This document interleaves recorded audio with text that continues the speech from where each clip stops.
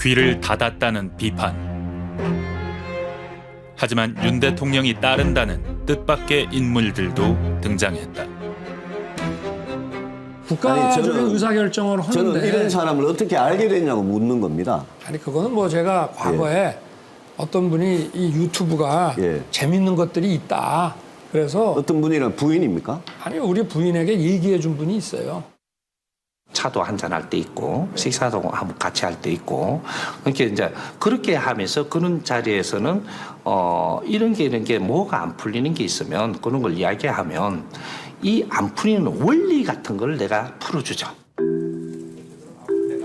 이 천공이 용산 관저 후보지에 답사했단 소문도 있었는데 알고 보니 또 다른 풍수학자였다.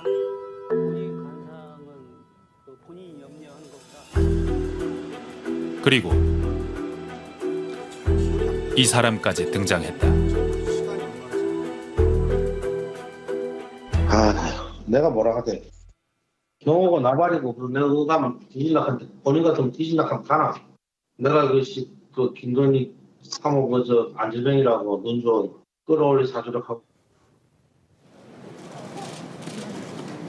대통령 곁엔 또 다른 사람들도 있었다.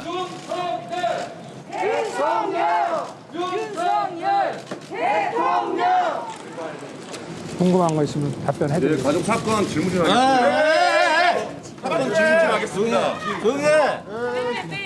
빼요. 같이 이동하지. 답변 오지 마시고 답변 오지 마시고 윤석열 대통령!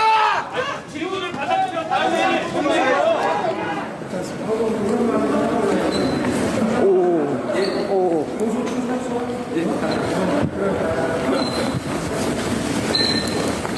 바로 그와의 친분을 과시하는 극우 유튜버들이다. 이게 전부 다 여러분들 응원해 주신 분들한테 고맙다는 대통령 내외 윤석열 김건희 대통령 내외의 이름으로 하셨고요.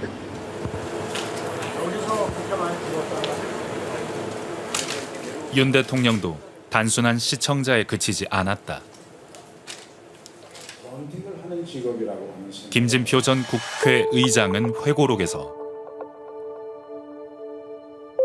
대통령이 유튜버들이 주장하는 이태원 참사 조작설을 말하며 이상민 장관을 감쌌다고 썼다. 급기야 대통령은 이들 극우 유튜버들을 대통령실 행정관이나 차관급 공직자에 임명하기도 했다. 본인들을 대통령 만들어준 게 보수 유튜브라고 생각을 했어요. 보수의 뿌리가 없는 본인이 갑자기 튀어나와서 어쨌든 대세론을 형성하고 경선을 이기고 대통령까지 온 그 근저에는 정치 참여선언 하기 전부터 보수 유튜버를 특히 김건희 여사가 적극적으로 관리하고 자기 편으로 만들었기 때문에 가능했다라는 생각이 처음부터 박혀 있었고요.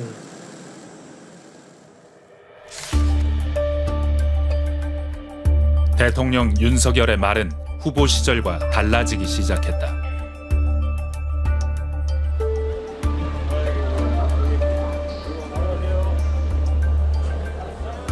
대통령 후보 시절엔 이준석 당대표를 인정한다더니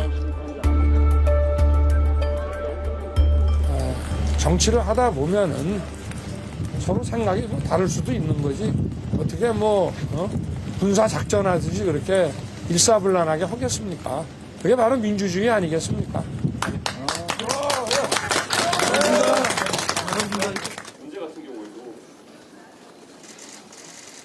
눈에 가시 갔던 이 대표는 일사불란하게 제명됐다. 대통령님, 이준석 대표 징계 등 당내 갈등이 좀 심한 상황인데요. 당무에 대해서는 대통령이 언급할 사안이 아니고요. 사람의 용역을 두고 그 정도 하죠.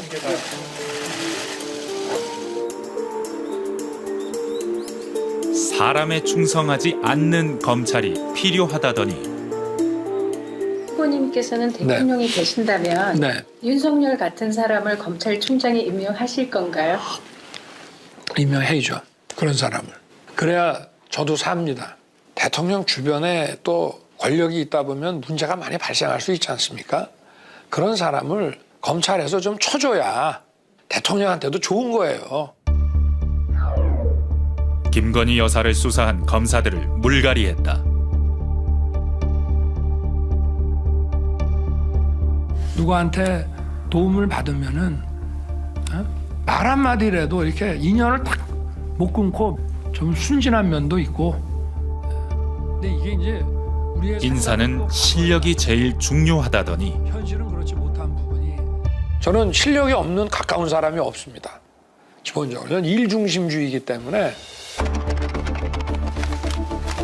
실력은 이념으로 대체됐다는 언론의 문제 제기가 잇따랐다.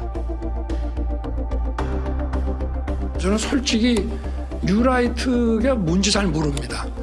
우파인데 좀 뭐라 그럴까 좀 진보적 우파를 말하는 건지 뭔지. 시사기획청이 윤 대통령의 3년간 연설 168건을 분석해봤다. 대통령님, 대통령님 의장께도 인사하십시오. 예.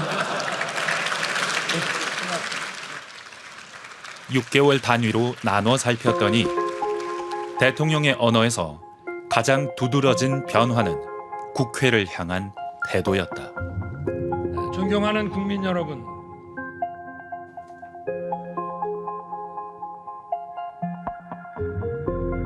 취임 첫 해 윤 대통령은 국회를 말할 때 협력과 소통의 대상으로 이야기한다. 하지만 2년 뒤 국회가 발목을 잡았다고 탓하기 시작했다.